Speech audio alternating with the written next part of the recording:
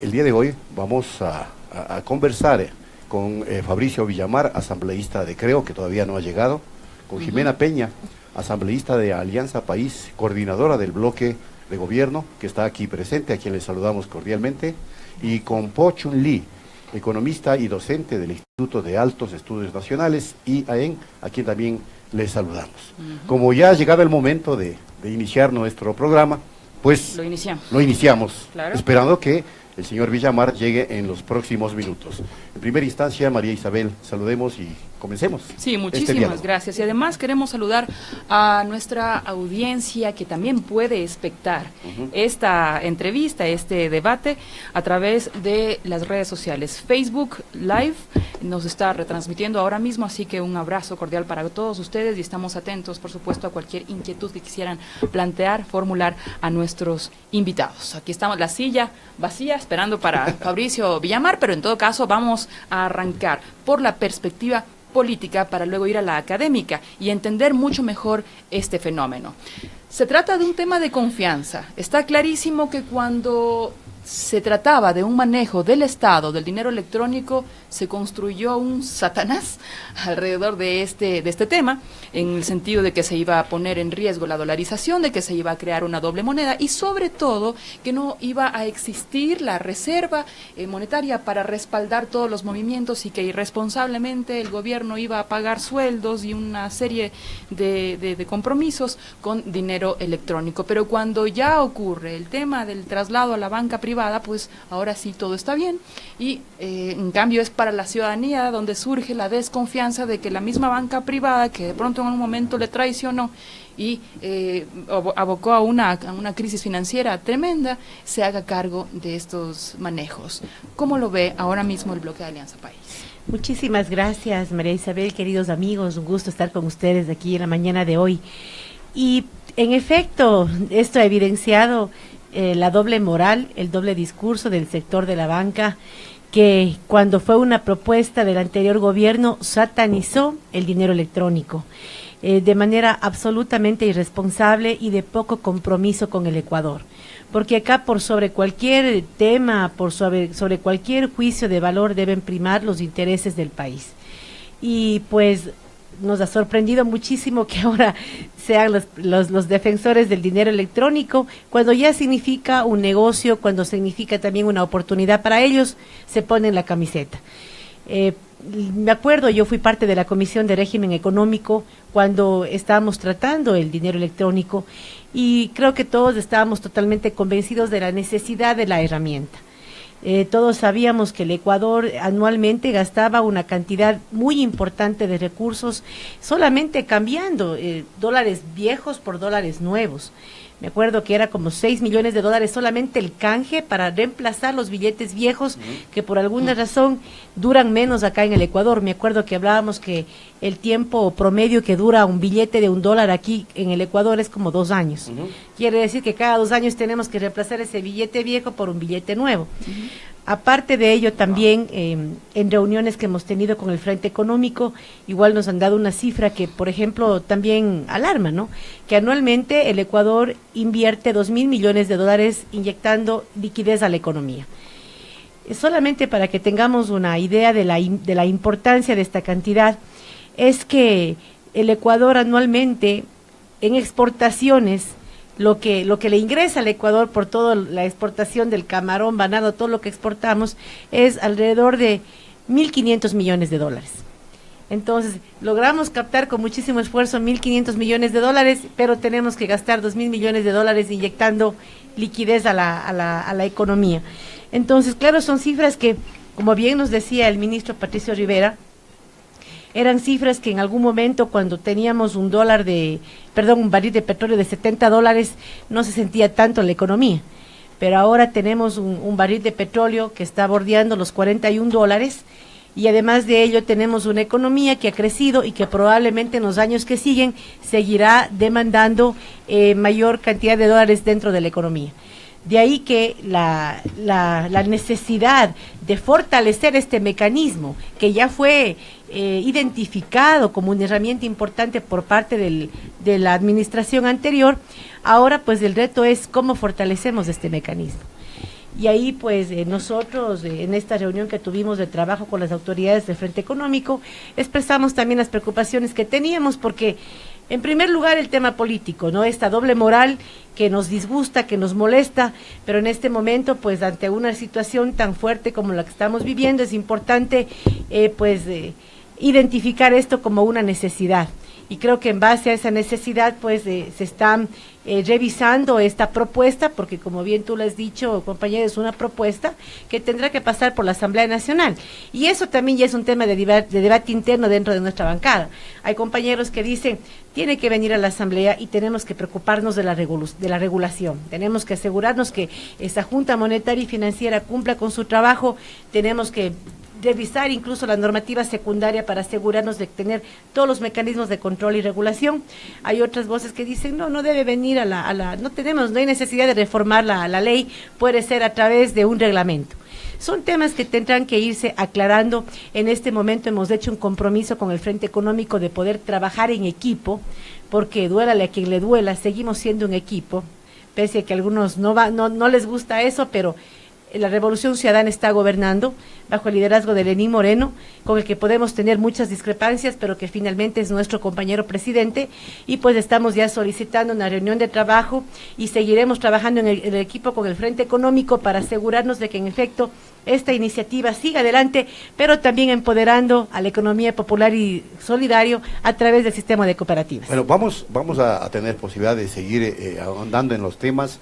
Queremos señalar que no son reglas, ¿no? Pero vamos a dar unos 5 minutitos para las intervenciones, para tener esta posibilidad de réplica. Le voy a pedir a Pochung Lee que nos permita en primera instancia escuchar al legislador de la bancada, en este caso de Creo, qué piensa sobre la implementación del sistema de dinero electrónico, tal como está planteado por el presidente de la República, versus lo que dice la asambleísta Jimena Peña, ¿no? De que hay una doble moral. Antes era malo y ahora es buenísimo. ¿Qué dice, señor asambleísta Fabricio Villamar? Bienvenida. Amigos, amigas, qué gusto poder compartir con ustedes esta charla. Un buen fin de semana para todos. Y pues bueno, a ver, a mí me parece que lo primero es considerar si es que el mecanismo propuesto es bueno para la economía. Y el mecanismo propuesto termina siendo bueno para la economía. Correcto. Lo segundo, ¿esta es una tendencia internacional o el Ecuador se volvió loco y está metiéndose en algo que no conoce? Y esta es una tendencia internacional. Me parece que de ahí en adelante cualquier otra cosa terminan siendo criterios políticos para un debate que puede terminar siendo árido e infructuoso. Creo que lo verdaderamente importante es saber si es que a partir de la utilización de este tipo de herramientas se puede contribuir para la mejora de la economía, para una circulación más rápida del dinero y para darle certezas a los usuarios. Dicho esto, yo no tengo ningún problema en admitir que tienen un conflicto y un doble discurso en Alianza País, que hasta hace un año tenían graves problemas para decir que el dinero electrónico era una verdadera maravilla siempre y cuando lo maneje el Banco Central. Y ahora que su propio presidente cambia de criterio y le parece que esta es una herramienta que se puede manejar también desde la banca privada, pues ahí tienes el caso de doble moral. Posiblemente lo que necesitamos es un poquito más de profundización, porque a ratos nos quedamos solamente en la discusión de los contrastes de la política. Y me parece que es mucho más efectivo para el país. Me parece que cuando asumimos los cargos debemos de alguna manera comenzar a pensar mucho más qué es lo conveniente para la República que qué es lo conveniente para nuestros partidos.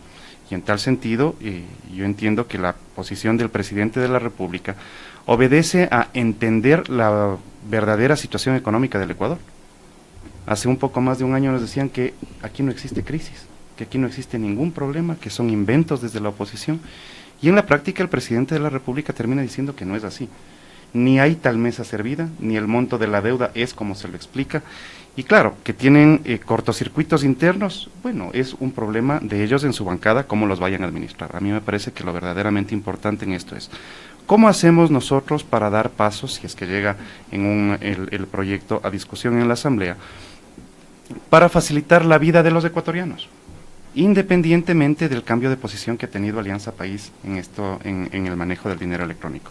Posiblemente, y para cerrar, para que no queden los cabos sueltos, nunca nadie dijo que el dinero electrónico es malo per se.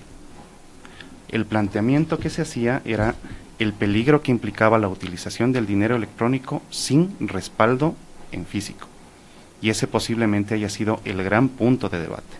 Si es que para este caso específico lo que se está planteando es la necesidad de que circule el dinero electrónico, pero con respaldo y manejado desde la banca privada, y puede ser también desde la pública, yo no me opongo. Y que pero lo que se tiene... sí se pusieron.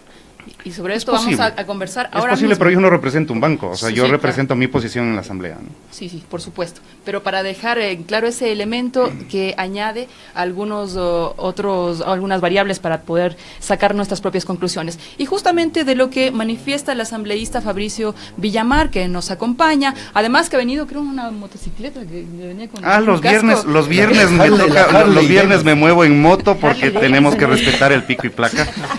Y no es una Harley que tampoco me gustaría, yo manejo una Vespa, ya tengo que admitir que los años han pasado y por lo tanto necesito una moto más amigable. Bueno, vamos entonces con Po Chung Lee. Él es economista y docente del Instituto de Altos Estudios Nacionales. Justamente decíamos que necesitamos, más allá de la perspectiva política, la perspectiva técnica. Está claro que necesitamos este sistema, que gastamos 2.000 millones de dólares en esta importación de los billetes americanos y que gastamos mucho más, deterioramos mucho más el billete nosotros en un 27% frente a un 17% que lo hacen los americanos. Impresionante. Entonces, y la tendencia mundial es justamente hacia utilizar más dinero electrónico. El punto es las reglas que puedan favorecer sí a los usuarios y sin duda la economía. Por favor. Muy buenos días con todos, un saludo afectuoso a todos los panelistas presentes, a los radio oyentes. Sí, desde la academia, si hablamos de técnica, y yo creo que el ejemplo es mejor que la teoría, porque existe una teoría cuantitativa del dinero, pero si hablamos del ejemplo, creo que el Mashi Rafael antes dio en su sabatina, contó una buena historia, ¿no? Que si usted se va a un hotel el fin de semana, entrega $100, y el hotelero, ¿qué hace? Coge los $100, le paga al panadero, el panadero, molinero, se da la vuelta al pueblo La Plata, y al final quedan pagados todos, con un solo billete de 100. Entonces, si creemos en las variables, que es de la masa de dinero, no cambió, $100 no cambió, ¿sí o no? Los precios no cambiaron.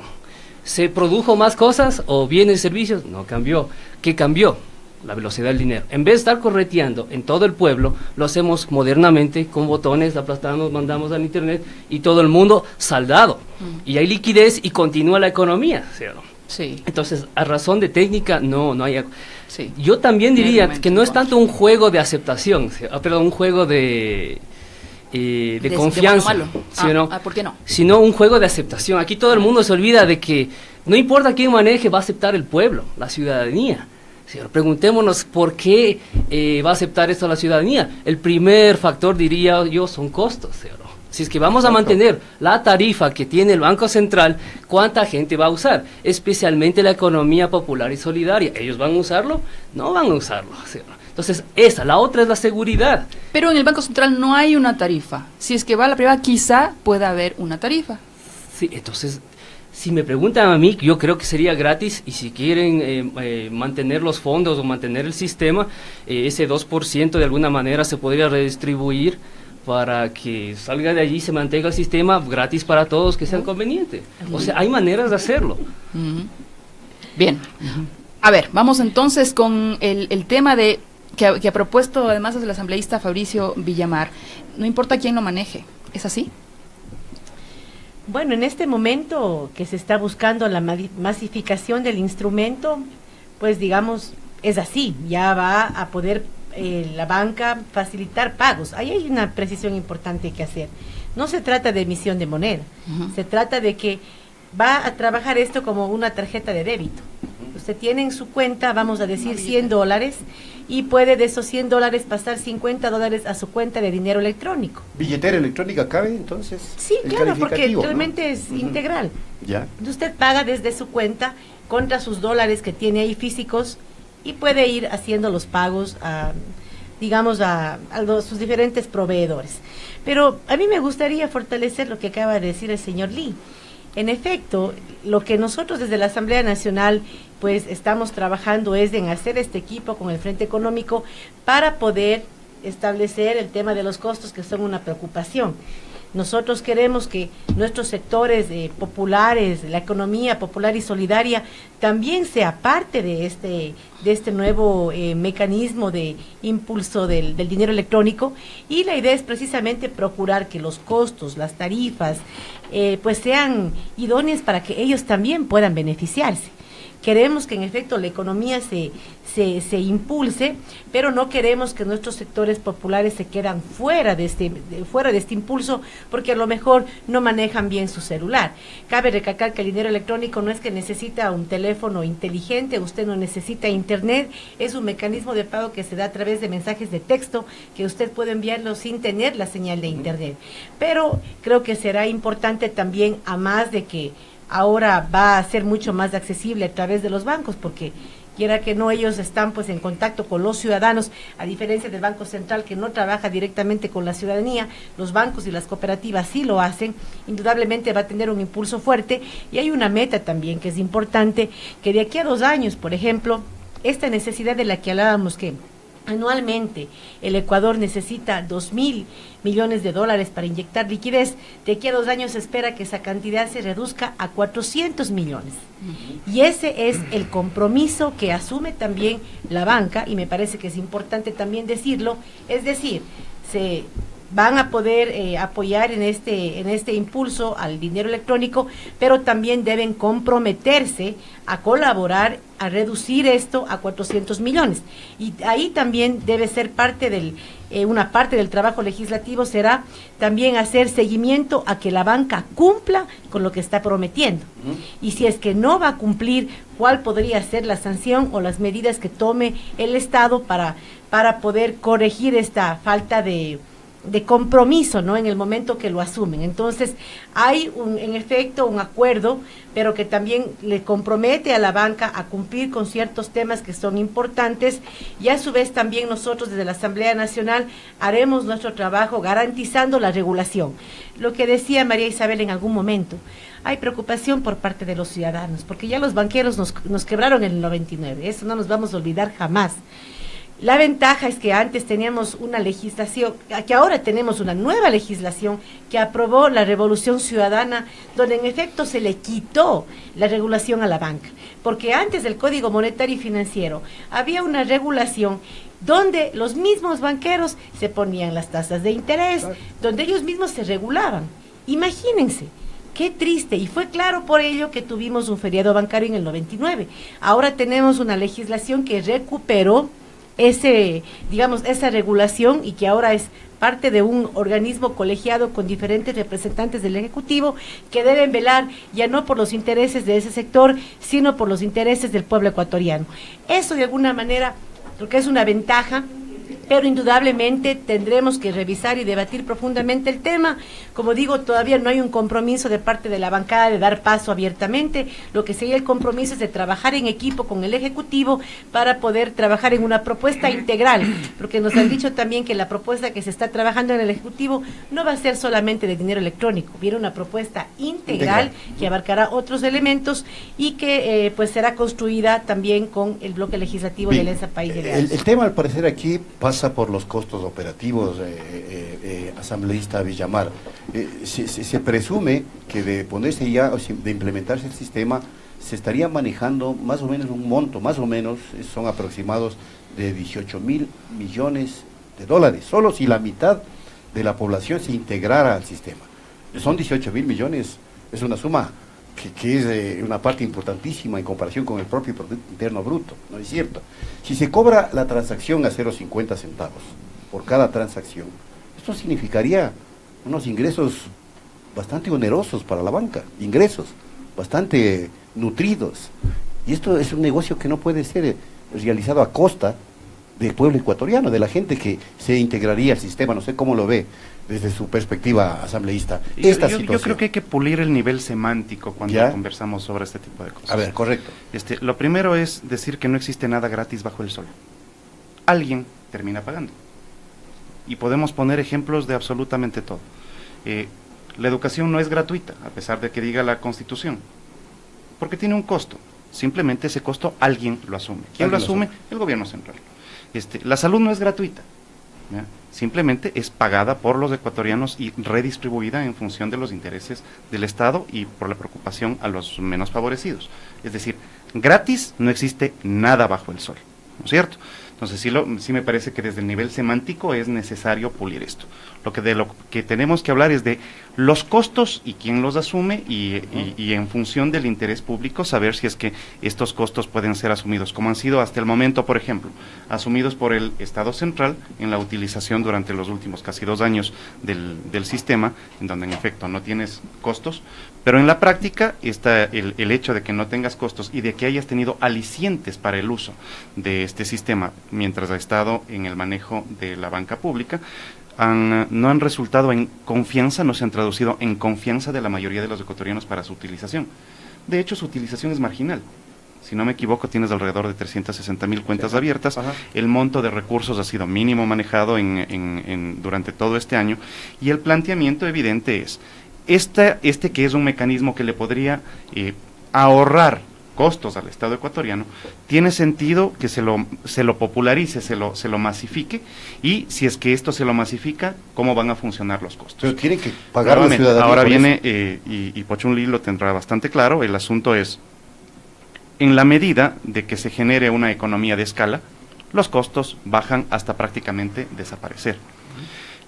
Para la utilización del sistema durante estos casi 2 años, lo que se hizo es incluso poner ventajas para los usuarios, es decir, parte de los consumos que se realizan con tarjeta de crédito podían ser aprovechados en tu cuenta, y a partir de eso tú podías tener una ventaja convirtiendo en recursos tuyos lo que antes hubiera sido pagos al erario nacional vía impuestos.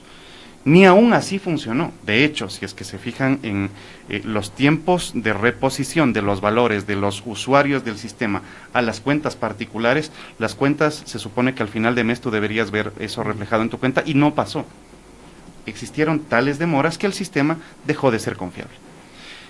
Este segundo intento de lanzar el mecanismo para que sea utilizado desde la banca privada, es decir, lanzado desde la banca privada y utilizado masificando por los ciudadanos, puede tener o puede no tener costos, eso no lo sabemos. Yo en lo personal concuerdo con que lo mejor que podría suceder es que el costo de la utilización del servicio sea absorbido por el mismo sistema. Exacto.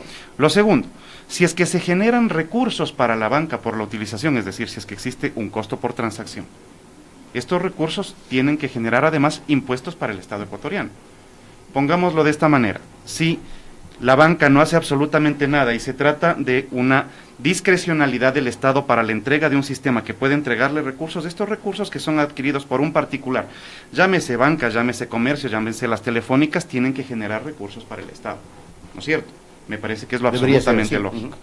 En tal sentido, sí creo que es necesario que nos planteemos que la masificación puede determinar el costo bajísimo o la inexistencia de costo, porque termina siendo mucho más susceptible para los ecuatorianos la utilización del sistema, en tanto la masificación crezca.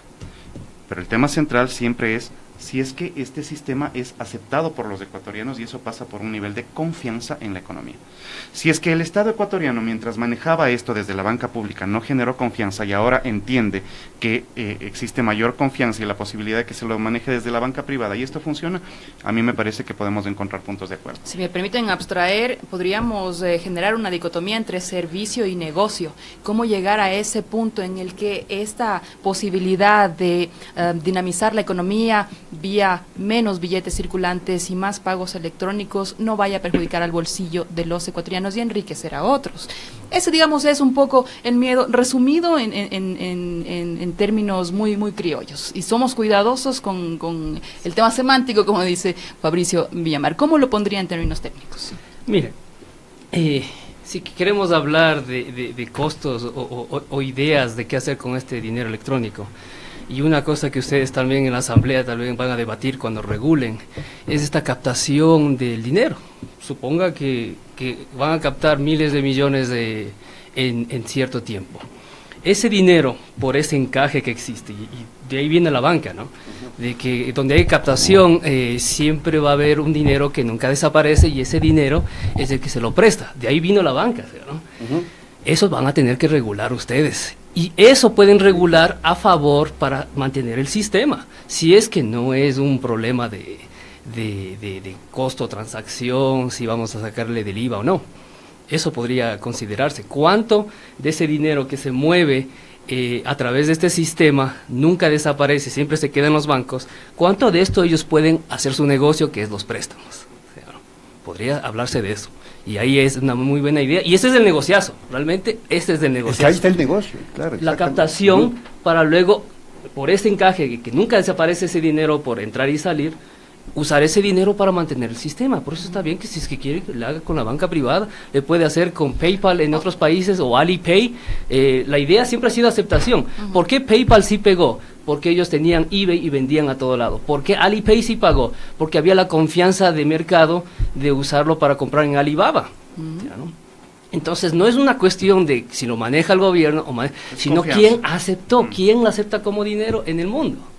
Correcto. Sí. Sí, pero y hay unas reglas que de pronto se pudiesen solicitar en medio incluso de esta contracción económica que aún vivimos, y es, por ejemplo, que estos créditos que van a poder ser posibles gracias a la mayor captación de los ahorros puedan también dirigirse, por ejemplo, a créditos más baratos para la producción, para las pymes. Por supuesto, o sea, puede entrar dentro de los como hay una captación, del de repente tenemos una liquidez, ¿sí? No es liquidez, no se creó más riqueza, acuérdense eso, no se creó más liquidez, claro. Solo hay más liquidez, esa liquidez puede regresar al pueblo, especialmente a los que son invisibilizados como la economía popular y solidaria. Correcto. Y se podría hablar también de considerar una baja de las tasas de interés para el otorgamiento de esos préstamos. Por supuesto. Porque ahí está el gran dilema. Por supuesto, o sea, si es que ya tenemos una manera de crear más liquidez, ¿por qué no usarlo para el sector que más lo necesita, que son los pymes? O sea, por supuesto que sí. Bueno, estamos dialogando con Fabricio Villamar, asambleísta de Creo, yo quisiera Jimena Peña, lo que dice. Sí, claro que sí. Jimena Peña, asambleísta de Alianza País, y Pochun Lee, economista y docente del IAEN. Lo que pasa es que tenemos que hacer una pausa a esta hora, nos corresponde porque son las 8:31, y luego de esto retomamos el diálogo, ¿les parece? Sí, de acuerdo. Volvemos, Carlitos, vamos a la pausa.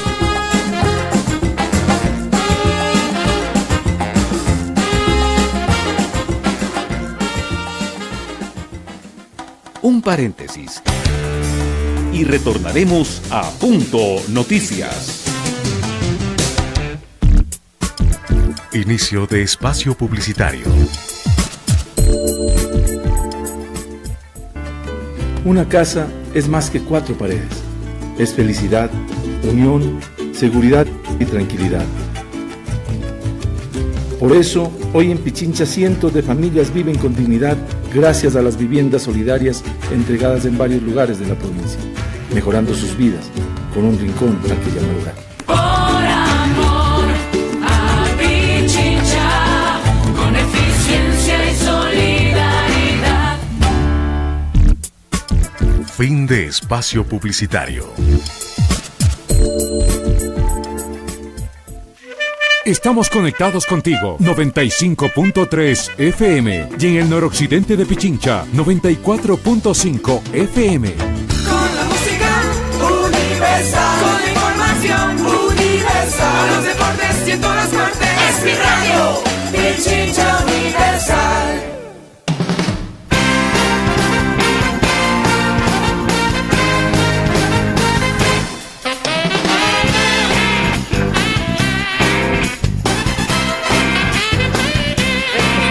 Bueno, ya estamos. Pero por eso estamos mientras estábamos en la pausa, seguimos en el debate, en la conversación. Estamos con Pochu Lee, economista del IAEN, Jimena Peña, asambleísta de País, y Fabricio Villamar, asambleísta de Creo. Como hemos estado en turnos hablando, ¿no? Seguimos. Es un conversatorio amplio, se pueden interrumpir inclusive.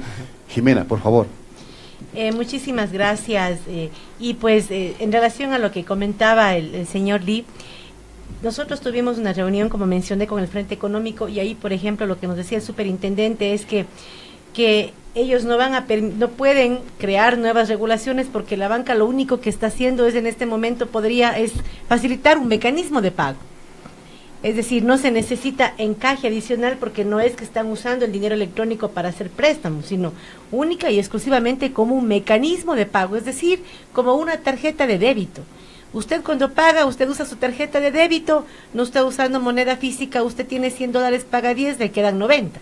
Y efectivamente, ellos lo que han mencionado es que sería única y exclusivamente un mecanismo de pago como una tarjeta de débito y que por eso no habría necesidad de mayores encajes, de establecer regulaciones adicionales. Eso fue lo que nos manifestó el superintendente de bancos. Ahora, pero no funciona así el sistema, no, al parecer. Sí, eso es lo que le dicen. En la práctica, la plata está ahí, nunca va a desaparecer porque entra y sale. Usted no hace encaje todos los días o cada hora.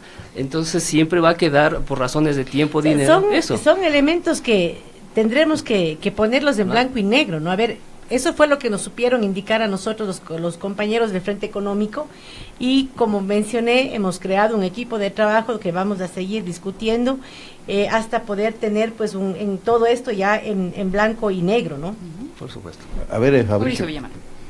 A ver, lo que decía Pochunli me parece que es interesante y es que la tenencia del dinero, la pertenencia del dinero genera un valor abstracto permanente. Y cuando nosotros nos referimos a que el encaje, es decir, el valor que tiene que poner cada entidad del sistema financiero privado en el sistema financiero, en el Banco Central, como respaldo de las operaciones internas, tiene mucho que ver con el tiempo. De tal manera que parte de las cosas que habría que regular, por ejemplo, es efectivamente la temporalidad sobre la cual se hace el encaje.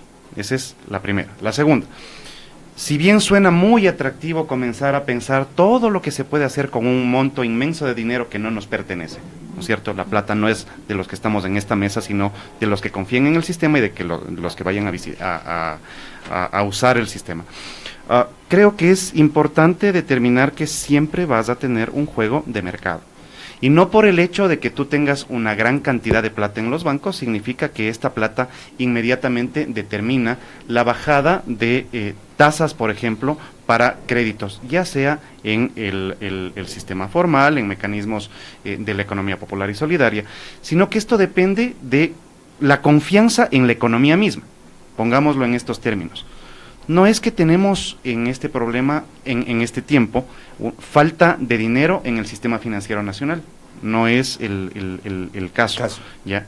De hecho, tienes un sistema financiero privado absolutamente sólido y no tienes en qué invertir. No se mueve la plata, la gente no invierte. Y lo que estamos planteando es que va a haber más plata en los bancos, que eso también puede ser un problema. Es decir, en el momento en que tú tienes una gran cantidad de plata en los bancos y esta no se mueve, te genera un problema. ¿Qué es lo que tienes que buscar?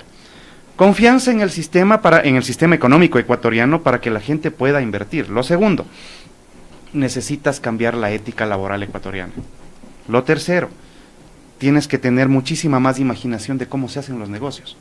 Para ponerte un par de ejemplos. ¿Cuáles son los primeros negocios en los que piensa la persona que logra tener un pequeño capitalito para poder funcionar?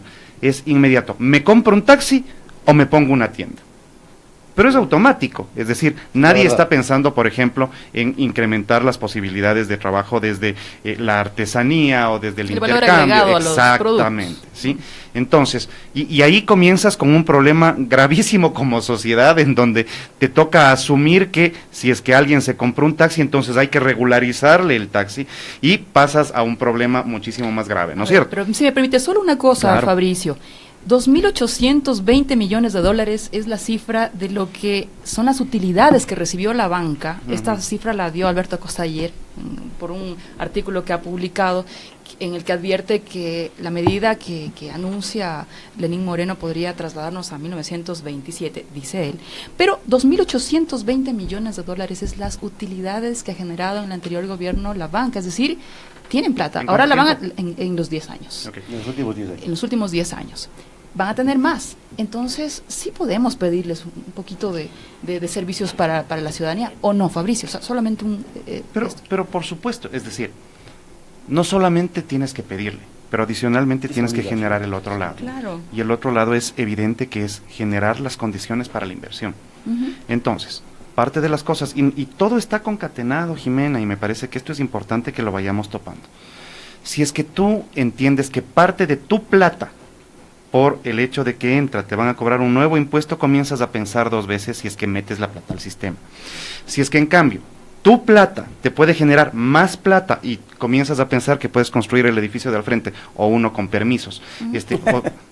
Sí, ya habíamos conversado ya habíamos conversado de esto alguna vez. Claro. Pero si es que tú piensas que tu dinero te puede servir para generar más dinero y que generar dinero no es malo en la sociedad. No, claro. Es que una cosa es crear dinero, porque, a ver, los banqueros no solamente guardan el dinero, está clarísimo, crean más dinero, pero una cosa es poder generar una ganancia, digamos, razonable. Otra es ya los niveles de usura, ¿verdad? Y eso es lo que siempre ustedes tienen que regular, como bien lo ha dicho. Yo creo que es el nivel de compromiso que tenemos que tener con el país.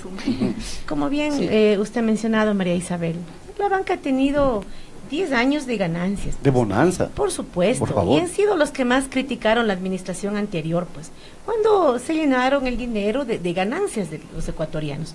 Y se trata de un tema de visión, mi querido compañero Villamar, porque no solamente que yo invierto cuando sé que voy a ganar plata y le veo al tributo como algo que de pronto me va a desmotivar a mí a invertir, porque estamos viendo al tributo como un gasto, no lo vemos en su integralidad como una inversión, como parte de una redistribución de una riqueza que se genera por mi actividad de negocio, pero porque hay ecuatorianos acá que gastan en mi negocio, es decir, no lo vemos como una sociedad en su integralidad. O sea, a mí me parece que es un tema ahí sí ideológico también. Para nosotros el tributo es una responsabilidad social que le permite al Estado redistribuir en los servicios que tú antes mencionabas, salud, educación. Y creo que ahí también es importante comprometer a todos los sectores, entre ellos la banca, lo que decía María Isabel, o sea, servicio versus negocio. O sea, hasta qué punto el gobierno de Lenín Moreno tiene la capacidad de hacer que la banca y los demás sectores que han sido muy lucrativos en el país se ponen la camiseta del Ecuador y tratan de fortalecer la economía con el crédito, porque también la contracción de crédito ha sido usado políticamente por este sector a expensas del desarrollo del país para presionar a los gobiernos de turno. O sea, en el periodo de la administración anterior, donde las relaciones no eran tan fluidas, o sea, todos sabíamos que había una contracción del crédito en ciertos momentos donde pues se trataba incluso de frenar la economía, ¿no? O sea, usando esa capacidad en vez de priorizar el bienestar del Ecuador. Entonces, creo que en estos momentos que hay buenas relaciones entre el gobierno y entre los diferentes sectores, creo que es importante que estos diálogos y estas relaciones que se están estableciendo sean en el marco de un compromiso con el país. No solamente para mi sector, porque yo quiero, porque ahora sí me conviene, porque ahora sí voy a hacer plata, sino con el compromiso social que todos tenemos que tener como ecuatorianos. Ya, Jimena, vamos a dejar que termine justamente la exposición de Fabricio Villamar y le nada más adhiero un dato, y es que de los 2.820 millones, los principales que concentraron casi el 40-50% fue Banco del Pichincha, Banco de Guayaquil, Produbanco y Banco del Pacífico. Listo, vamos a ver. A ver, yo en serio trato de ser constructivo cuando tenemos este tipo de charlas, porque me parece que de eso se debería tratar. Y para hacer este ejercicio de constructividad, yo no hago referencia a la gran cantidad de plata que puede haber ganado un sector económico en el gobierno de la Revolución Ciudadana. Ellos sabrán cómo motivaron esto y ellos sabrán responsabilizarse por lo que han hecho. A mí lo que me toca pensar es en el Ecuador del futuro. Y para pensar en el Ecuador del futuro tengo que salir de un planteamiento básico inicial, que es: existe un momento económico malo para el país. Lo segundo es, desde el tema ideológico, también me parece que hay que desatanizar el tema de lo tributario. Yo estoy absolutamente de acuerdo que la gente pague tantos impuestos cuantos sean necesarios para el sostenimiento de algunos espacios que son importantes de manejo desde el sector público. Entonces, aquí no es que existe una falsa dicotomía entre los que quieren pagar impuestos y los que quieren cobrar impuestos y los que no quieren pagar impuestos. El problema no es de pago de impuestos. Yo siempre he estado a favor de una cultura tributaria. Lo hice como concejal y estoy absolutamente consciente de que es necesario hacerlo como desde la Asamblea. Lo fastidioso es cuando pagas impuestos para que se los roben. Entonces, así como vamos a hacer referencia al feriado bancario, entonces hagamos referencia a la cleptocracia. Y esa es la posibilidad del debate, o podemos fijarnos como posibilidad del debate cómo construimos el camino para que el Ecuador desarrolle económicamente.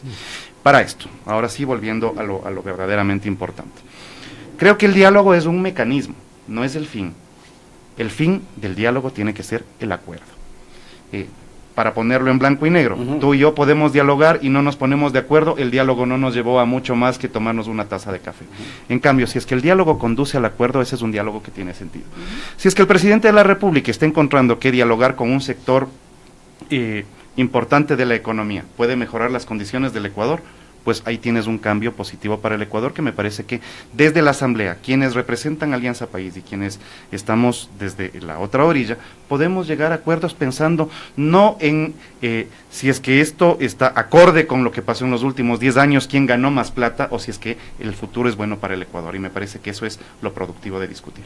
Bueno, a ver, técnicamente, yo quiero hacer una pregunta a Pochun Lee. Claro, ¿Es posible que el sistema funcione sin que se cobre al usuario del sistema lo que se plantea cobrar, que sería no sé, 50 centavos, 5 centavos? ¿Pero es posible que funcione sin ese cobro? Claro que sí. Entonces, hacia allá deberían apuntar también los asambleístas. Hay mecanismos. Para que sea un servicio. La otra es, si es que son montos muy pequeños, pueden no cobrar eso, ¿sí o no?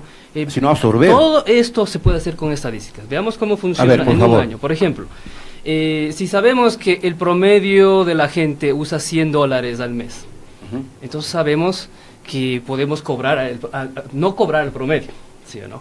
Ciertas transacciones se cobran, ciertas no. Transferencias no deberían cobrar, ¿sí o no? Si es que es pagos, deberían cobrar, y ahí tal vez entra este problema del IVA, ¿sí o no? De que podrían quitar el 1%, 0.5% de esa transacción que vaya para pagar, ¿sí o no? Eso es posible. Estamos hablando, tengamos en cuenta que esto no es creación de dinero, sino la captación, ¿sí o no? Es un dinero que no desaparece, ¿sí o no? Y se lo puede aprovechar. O sea, lo peor es tener la plata ahí ociosa, ¿sí o no? Entonces, tengamos en cuenta eso. Entonces, esa captación pueden regular ustedes como asambleístas o la Junta Monetaria, ver cuánto conservadoramente de esta captación se puede reutilizar. Y especialmente yo regreso siempre a la economía social solidaria. Yo entiendo que aquí, como decía Fabricio, la gente, si tiene una platita, se va a hacer el taxi o la tienda. Pero la idea de economía social solidaria, por si acaso, no es la economía de los pobres. La idea es igual hacer empresas, pero la diferencia, en vez de tener un dueño que es el que acumula todo, hay un sistema de redistribución donde todos somos iguales. Entonces, ¿por qué no incentivar a estas empresas? ¿Por qué no hacer también, si es que los banqueros son negocio, hacer negocio de esto? ¿Sí? Ahora, ¿es posible que se genere dinero inorgánico a través de la banca, pese a que maneja el sector privado? ¿Sería posible? Como decíamos, esto va a estar 100% respaldado. La plata sale de la cuenta enlazada o la tarjeta. O sea, la normativa es la que impediría que eso se dé. Sí, claro. Que se esté muy claramente delimitada. Duramente en cualquier parte del mundo, quien sea el captador, quien sea el que maneje el dinero electrónico, es súper regulado.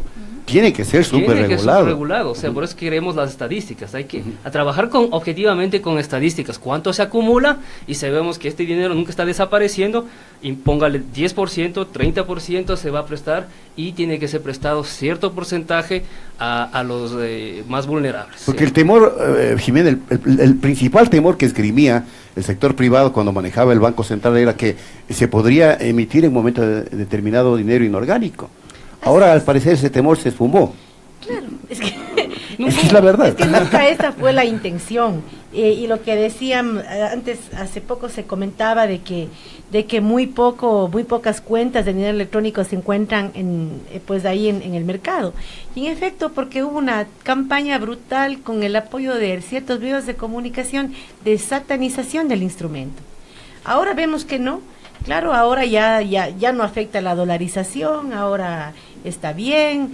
Entonces, ese es, digamos, el tema del doble discurso. Y sabes qué, señor Lee, yo creo que la Asamblea Nacional va a jugar un rol crucial. Por ejemplo, nosotros podemos convocar y establecer en la ley que cada trimestre, por ejemplo, vengan las autoridades del Banco Central y demás a explicar cómo esto se va desarrollando. Hay algunas comisiones que ya por ley reciben a ciertos representantes de algunas carteras de Estado para hacer seguimiento sobre algunos temas. Yo creo que, por ejemplo, para ir controlando cómo se desenvuelve, podríamos articular dentro de estas modificaciones igual incisos que en efecto comprometan a las autoridades pertinentes a que vengan cada 3 meses, a que informen, a que expliquen cómo está yendo, cómo está trabajando, y según ello también poder desarrollar medidas adicionales para ir fortaleciendo la norma, ¿no? Sí, para añadir y ser constructivo. O sea, aquí no nos peleemos de política, sino pensemos en cómo vamos a solucionar para que esto funcione. Correcto. En la literatura académica, ¿sí o no? ¿Cuáles son los factores? 3 factores grandes: comportamiento y hábitos, factores tecnológicos, factores sociales, ¿sí o no? Ustedes, como asambleístas, tendrían que considerar, dentro de factores de hábito, si es que hay una concientización de las ventajas. ¿Por qué debo usar esto? Claro. Es más conveniente. No el 45% de la población nada más está bancarizada, que está solamente por encima de África. Sí. Es decir, que estamos a la saga a nivel mundial. Sí. O sea, si es que pueden aprovechar de la excepcionalidad de este servicio, si usar esto es ser superior, novedoso, ¿sí? Eso también pueden aprovechar. Y por eso también de pronto será importante mantener los incentivos. Ahora sabemos que hay un incentivo, una reducción del IVA. Por ejemplo, en una primera etapa se podría mantener el incentivo hasta que... O sea, es la devolución, o sea, de pronto aparece en la cuenta de uno, no sé, $60. Continúe, bueno, por favor. Otra es abogar por el cambio, o sea, es pensar si es que la gente quiere cambiarse a una manera, a estudiar esto, ¿sí o no? Si es que hay como cambiar de un sistema electrónico al tradicional de usar papel moneda. Y ahí tendríamos que estudiar también qué tan buenos son para usar las plataformas tecnológicas. El otro también sería las características personales: nivel de educación, sexo, ingreso, estrato social. Cuando sabemos de esto, ahí está otro negocio para la banca. Vaya a hacer marketing, a vender productos, ¿sí o no? Como ya se masificó, también hay. O sea, no estamos diciendo vaya a ser gratis, estamos buscando alternativas para que el usuario no pague y se masifique, ¿sí o no? Entonces, ahí está, a eso van esos estudios. Perfiles de riesgo, ¿sí o no? Hay que hacer creer. Mire, ¿por qué no cree el pueblo en este sistema? Porque yo no le creo ni a la banca que nos hizo quebrar, ni al gobierno que permitió hacer eso. Entonces tengo que escoger entre el mejor los dos diablos. Al gobierno neoliberal, ¿no?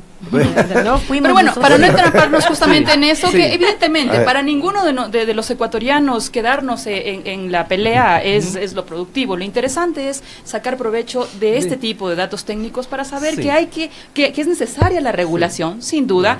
No está prohibido el negocio, no es satanizado el negocio de la digamos, creación de dinero vía la captación, pero sí se necesita un punto que sea favorable para todos. De eso se trata. Tenemos los últimos minutos. Mauricio Villamar. Nos queda dos minutos. Bueno. A ver, el planteamiento es: el dinero electrónico, por ejemplo, comienza a funcionar bastante bien en el Japón, porque cuando tú tenías que entrar con tu billetito a comprar el ticket de metro en la máquina y se generaban colas inmensas, termina haciéndote perder muchísimo tiempo, y el tiempo también es también puede ser medido en dinero, es decir, el tiempo que estabas tú parado al frente de la máquina es plata que estás perdiendo. A partir de esto comienzas a tener la noción de que ahorras tiempo, es decir, ahorras dinero, en tanto utilizas las herramientas tecnológicas como mecanismo de movimiento del dinero, y evidentemente, además de esto, te evita un gasto inmenso, que es lo que hemos estado conversando. Nosotros efectivamente estamos relativamente retrasados en lo que es tecnología. Me alegro de que finalmente se esté hablando de la necesidad de la bancarización de la población, porque la bancarización de la población lo que te permite es mejorar incluso los niveles de control desde el Estado sobre los ingresos y salida de plata desde los particulares y desde los emprendimientos. O sea, la bancarización no es mala. ¿Ya? Lo que sí puede ser perjudicial para la economía de un país es cuando tú tienes una bancarización que no está acorde a las regulaciones mínimas necesarias para la salud del sistema. Y por otro lado, creo que es necesario también plantearnos algo que había estado quedándose fuera del debate, y yo creo que Pocho Unlí tiene muchísima razón. Aquí va a haber un incremento en la captación de recursos. Ese incremento en la captación de recursos tiene que reflejarse en dos mecanismos. El primero, posiblemente en la bajada de precio del sistema o hasta su desaparición, dependiendo de la economía de escala que se genere. Y lo segundo, desde el Estado, existiendo tal cantidad de circulante, generar las condiciones necesarias para que esta plata se reinvierta en beneficio de los ecuatorianos. 2 minutitos, Jimena, por favor. Muchísimas gracias. Yo quisiera terminar diciéndole a los ciudadanos y ciudadanas que nos escuchan que no es que solamente se está hablando. De hecho, ya desde la década anterior ha sido una prioridad de nuestro proyecto, en efecto, apuntar hacia una real democratización de los servicios financieros. Una democratización que ya está incluida en el Código Monetario y Financiero, que fue una norma revolucionaria que recuperó nuevamente el control de la banca al Estado ecuatoriano para el beneficio del Ecuador. Yo quisiera decirles a los ciudadanos que sabemos que va a ser un reto que como sociedad vamos a enfrentar. Sé que hay muchas preocupaciones en torno al tema, pero tengan ustedes la absoluta tranquilidad de que el bloque legislativo de Alianza País tomará todas las medidas que sean necesarias, debatiremos hasta el final para garantizar que de darse esta herramienta de masificación del dinero electrónico, garantizaremos el bienestar de la economía del Ecuador a través de la regulación que sea necesaria y también impulsaremos de que el sector de la economía popular y solidaria sea parte también importante de este nuevo mecanismo de dinero electrónico. Cierra la academia, Pochulín. Bueno, entonces, gracias por la invitación. Para la consideración de ustedes, legisladores que tienen el poder de cambiar, regular las leyes, entonces consideren eso, señor. Primero, los hábitos de la gente, si es que se va a masificar, ¿cómo hacemos? ¿Cómo les protegemos? Factores tecnológicos, ¿sí o no? Si es que vamos a seguir con una plataforma confiable, ¿sí o no? ¿Y cómo regulamos esa plataforma cuando falle? ¿Quién va a ser el culpable cuando falle? ¿Cuáles son las multas? Si es que, porque eso afecta a que se mejore el servicio, ¿sí o no? Claro, es decir, cuando se va el sistema. La conveniencia del software, ¿sí o no? Si es que pueden regularlo. Seguridad y privacidad. Cuando le hackeen al banco, va a decir, se robaron toda su plata, y ¿quién queda mal? ¿Sí o no? Qué importante ¿Sí o no? eso. Funciones auxiliares es una manera que le permitan a ustedes que hay funciones auxiliares, significa que pueden hacer marketing, propaganda, para que puedan fondear este servicio, ¿sí? Componente social usted había mencionado. Sí, y los sociales son, piensen a nivel concepto, si es que van a hacer van a fomentar la competitividad, la complementariedad, o van a hacer un mixto, ¿sí o no? Entre la banca privada a banca pública, ¿sí? Porque esto es importante también. Muy bien. Bueno. Interesantísimo el diálogo, María Isabel. Sí, Nos vamos. Y amplísimo. Muchísimas gracias a cada uno por haber aportado los elementos del caso. Hemos querido nutrir con la visión desde la economía, desde el conocimiento pleno de lo que significa esta plataforma del manejo del dinero electrónico, que es simplemente un sistema de pagos. Muchísimas gracias, Fabricio Siempre Villamar. un gusto, amigos. Buenos días. Gracias. Jimena Peña. Gracias. Y también Pochun Lee, que estuvo con nosotros. Con ustedes nos vemos el día de mañana. Bueno, ya no nos vemos. El día lunes. Lunes. Usted quiere nos trabajar el escuchamos. sábado. Siempre quiere escuchar mañana. Con la audiencia. Bueno. ¿Sabes qué? Con la audiencia de Facebook nos vemos, porque esta entrevista queda grabada para Así que es. puedan participar mucho más. Ha habido una cantidad de comentarios considerable, a quienes agradecemos, es a la audiencia justamente que estuvo ahí participando, y nos encontramos en Punto Noticias el día lunes a las 6 de la mañana. 6 de la mañana, 7:30 las entrevistas. 7:30 las entrevistas. Amigas y amigos, un fuerte abrazo. Feliz fin de semana.